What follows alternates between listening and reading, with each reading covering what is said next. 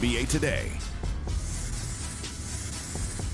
It was a vintage weekend for two of the best to ever do it, starting with a 2025 LeBron James game against the Suns, which means him and Dillon Brooks are going to go at it. Let's start here. LeBron chase down. Yes, even at 40, almost 1 years old, he can still do it. Haven't people learned? They have not, clearly. Yes. Yeah. But I'm still surprised when I see it. So here's how this thing went down with Dillon the Villain and LeBron. They get into it. Refs get in the way.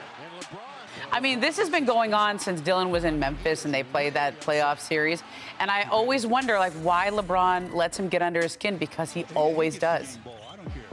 Dillon is doing his job, if that's the case. Very good at it. Here's LeBron hitting a three. He's agitated. He's real mad. Yeah, he's big mad. Now, here's where the Lakers blow this big lead, okay? Luka, though, tries to stem the comeback for the Suns. But here come the Suns again. Well, when you can shoot threes at the clip they can, it's easy to get back into games. Brooks from the free throw line gets that one to fall. Swing, swing, swing. Colin Gillespie. It's been a good find for them, Gillespie. Been terrific. Yeah. Yep. He's been terrific. Marcus Smart rejected at the rim. Here comes Devin Booker.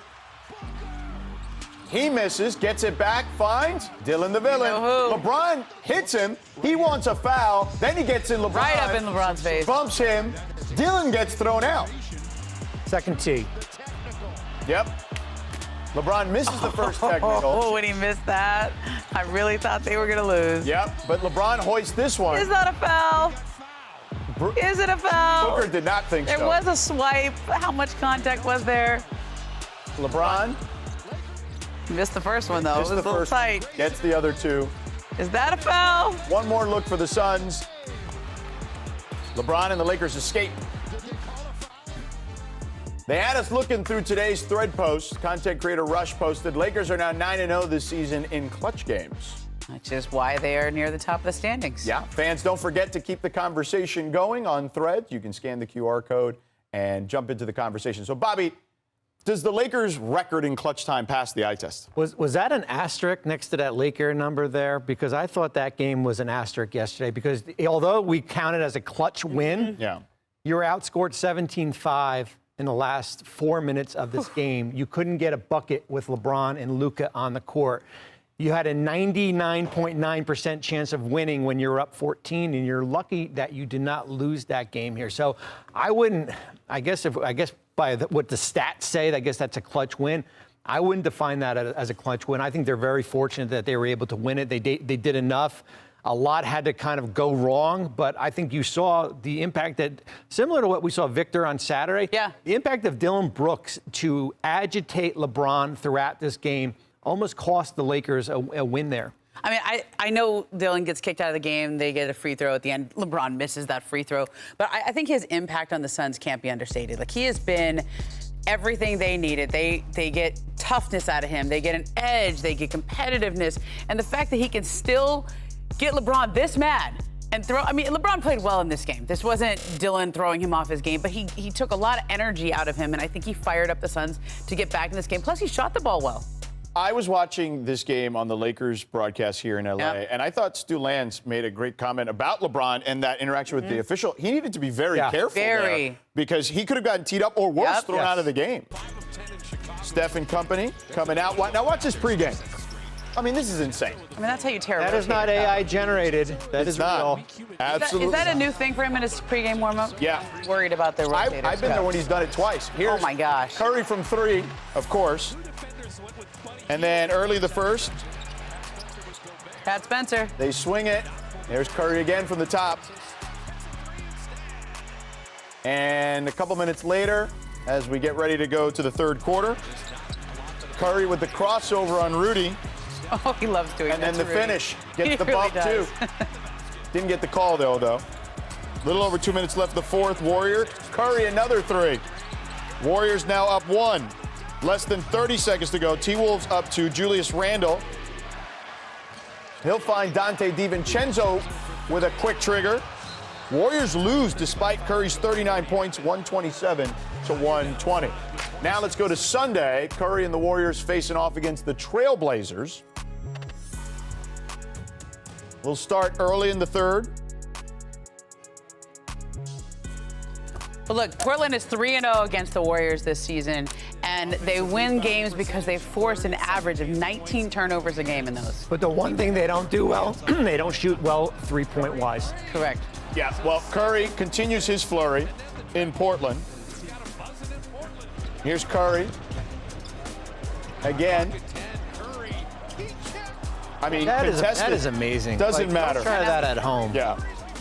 And look at this deep three. Like, it's all these deep threes. Look at this one. Halfway between the three-point line and the logo. Anybody else, that's not a good shot. Yeah. It is for him, that's for sure. He's made a living out of that. Now watch this. Curry again. Sidestep. I mean, you know he's coming, but like every team that game plans against him knows he's coming, but you can't see him because he plays so far behind the defense. Jeremy Grant gets the and one. Blazers would lead after the free throw, wouldn't look back. Warriors lose 136-131. Curry with 48 points, including 12 threes.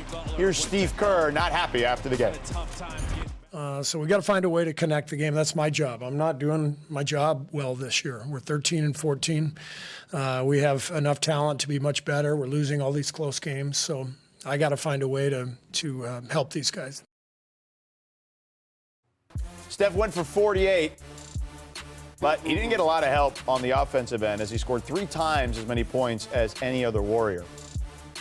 Bobby, all right, I know we've asked this question before. Is there any help coming for Steph? Not at least for the next month here. They're still sitting on that Jonathan Kuminga contract. He can't, although 90% of the league can be traded today, he can't be traded until January 15th. He's been sitting on the bench collecting DNPs. The last 2 games, they've given up 127 and 136 points. So you can say certainly offensively, is there something more coming? I look at it defensively as far as cleaning up. They're allowing the 6th most turnovers per game. They allowed a Portland team to shoot 20 of 31 from deep last night here. But right now, they are who they are until they can figure out where the Kuminga situation is going to go. I do think there's things they can do, though. And Jimmy Butler has talked about this with Anthony Slater at several points during the season. When they run their offense, it's this free-flowing, beautiful offense that's designed with Steph Curry in mind. But when Steph goes off the court and Jimmy Butler is now your guy and he's the head of the snake, Jimmy Butler needs to play a totally different game. He needs to play more of an isolation-heavy game. They need to set him up for success. And I think that's what Steve Kerr is talking about there. I like that he owns that. And I actually think there's something they can do there. They just need to play a different style of offense when Steph is not on the court and Jimmy is their front of the screen. I also think they're young guys, and Draymond has kind of alluded to this too, need to play their roles, right? Is that fair to say? Yeah.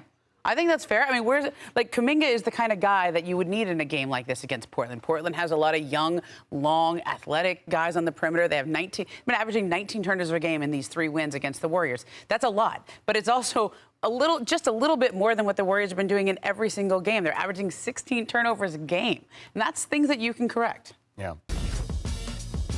All right, time to go coast to coast. Zion was back in action Sunday for the Pels after missing 5 games with a left hip abductor strain. Dropping 18-7 late to give his team the edge over the Bulls, 114-104. Ramona, what should we take from this performance from Zion? Look, they are in a hole, and they're trying to dig out, but getting this guy back sooner than they were expecting is a really good sign for them. I thought winning this game against the Bulls have lost 8 out of 9. You got to beat these teams. These are the wins you got to win if you're New Orleans trying to get back into it.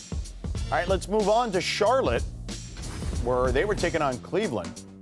And they went to Cleveland, and they won an OT behind Brandon Miller, who nailed the tying three-pointer with under 5 seconds left in regulation.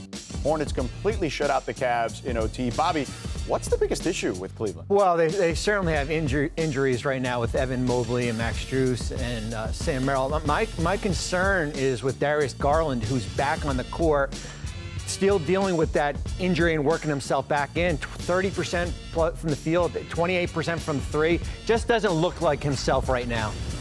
Let's move on to the Hawks. They got the win, but the bigger headline might be Jalen Johnson rewriting the Hawks record book with his 4th straight triple-double. Ramona, what's the Hawks ceiling this season?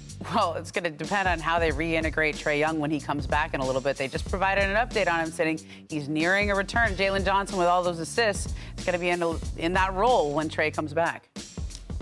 Well, we'll see. but Jalen Johnson is balling right now. There's no doubt about that. All right, our annual NBA on Christmas Day tradition continues, and this year, Dunk the Halls is back. The first of our 5 games is Cavs-Knicks at noon Eastern on ABC and ESPN with the real-time animated version from Main Street USA at Magic Kingdom on ESPN2. You can watch on Disney+, Disney Channel, Disney XD, and the all-new ESPN app.